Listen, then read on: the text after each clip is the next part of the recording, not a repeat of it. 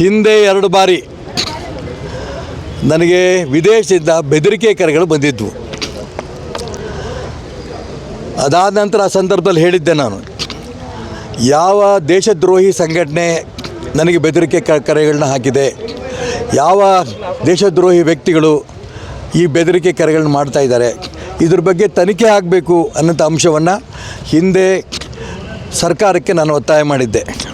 ಆದರೆ ಆ ಸಂದರ್ಭದಲ್ಲೂ ಕೂಡ ತನಿಖೆ ಮಾಡಿ ಯಾವ ಸಂಸ್ಥೆಯಿಂದ ಬೆದರಿಕೆ ಕರೆಗಳು ಬಂದಿದೆ, ಯಾವ ವ್ಯಕ್ತಿಯಿಂದ ಬಂದಿದೆ ಅಂತ ಇವತ್ತಿನ ತನಕನೂ ಕೂಡ ಹೇಳಿಲ್ಲ. ಆದರೆ ನನಗೆ ಭದ್ರತೆ ದೃಷ್ಟಿಯಿಂದ ಬೆಂಗಳೂರು ಮನೆಗೆ, ಶಿವಮೊಗ್ಗ ಮನೆಗೆ ಎಲ್ಲ ಭದ್ರತೆಗೆ ಅವಕಾಶ ಮಾಡಿಕೊಟ್ರು ಮತ್ತು ಎಸ್ಕಾರ್ಟ್ ಕೂಡ ನನಗೆ ಕೊಟ್ಟಿದ್ದರು. ಇಡೀ ರಾಜ್ಯದಲ್ಲಿ ಪ್ರವಾಸ ಮಾಡೋದಕ್ಕೆ ಎಸ್ಕಾರ್ಟ್ ಕೂಡ ಕೊಡ್ತಾಯಿದ್ರು. ಆದರೆ ಈಗ ಮತ್ತೆ 3 ತಿಂಗಳ ಕೆಳಗೆ ನನ್ನ ವೈ ಕ್ಯಾಟಗರಿ ಇದ್ದ ಭದ್ರತೆಯನ್ನು ವಾಪಸ್ ತಗೊಂಡಿದ್ದಾರೆ. ವಾಪಸ್ ತಗೊಂಡಿದ್ದನ್ನು ಗಮನಿಸಿ ರಾಷ್ಟ್ರದ್ರೋಹಿ ಸಂಘಟನೆಗಳು ಮತ್ತೆ ನನಗೆ ವಿದೇಶದಿಂದ ಕರೆ ಬಂದಿದೆ ಅನ್ನೋಂಥ ಭಾವನೆ ನಂದಿದೆ. ಅದಕ್ಕೋಸ್ಕರ ನಾನು ಈ ಸಂದರ್ಭದಲ್ಲಿ ಜಿಲ್ಲಾ ರಕ್ಷಣಾಧಿಕಾರಿಗಳಿಗೆ ನಮ್ಮೆಲ್ಲ ಸ್ನೇಹಿತರ ಮುಖಾಂತರ ಬಂದು ನಾನು ಒಂದು ಮನವಿ ಕೊಟ್ಟಿದ್ದೇನೆ. ಯಾವ ರಾಷ್ಟ್ರದ್ರೋಹಿ ಸಂಘಟನೆಯಿಂದ ಆ ವಿದೇಶಿ ಕರೆ ಬಂದಿದೆ, ಯಾವ ವ್ಯಕ್ತಿಯಿಂದ ಆ ವಿದೇಶಿ ಕರೆ ಬಂದಿದೆ, ಇದು ತನಿಖೆ ಆಗಬೇಕು. ಇದು ಬಹಳ ಮುಖ್ಯ.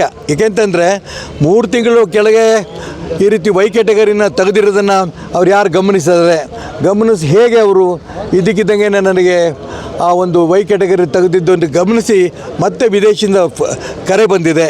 ಇದನ್ನು ಗಮನಿಸಬೇಕು ಅಂತ ಕೇಂದ್ರ ಸರ್ಕಾರಕ್ಕೆ ಮತ್ತು ರಾಜ್ಯ ಸರ್ಕಾರಕ್ಕೂ ಕೂಡ ನಾನು ಮನವಿ ಮಾಡ್ತಾಯಿದ್ದೀನಿ.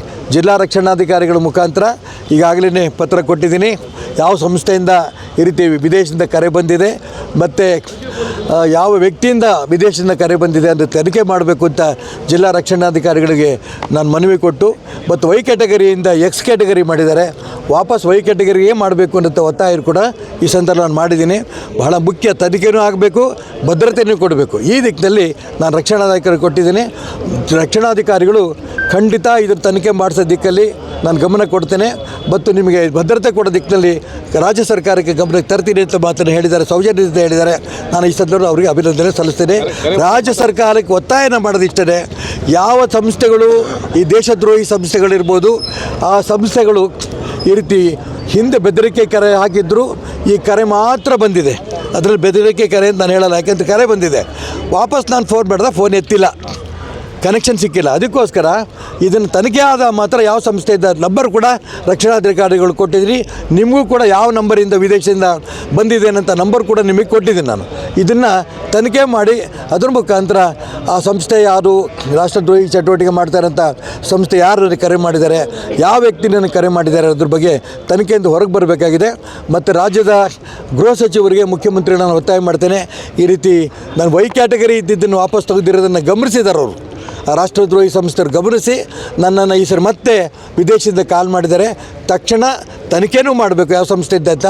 ಮತ್ತು ನಾನು ಭದ್ರತೆ ದೃಷ್ಟಿಯಿಂದ ನಾನು ವೈ ಕ್ಯಾಟಗರಿ ಇದ್ದಿದ್ದನ್ನು ಮತ್ತು ವಾಪಸ್ ವೈ ಕ್ಯಾಟಗರಿ ಮಾಡಬೇಕು ಅನ್ನೋಂಥ ಒತ್ತಾಯ ಕೂಡ ಮಾಡಿ ಪತ್ರವನ್ನು ಕೊಟ್ಟಿದ್ದೇನೆ.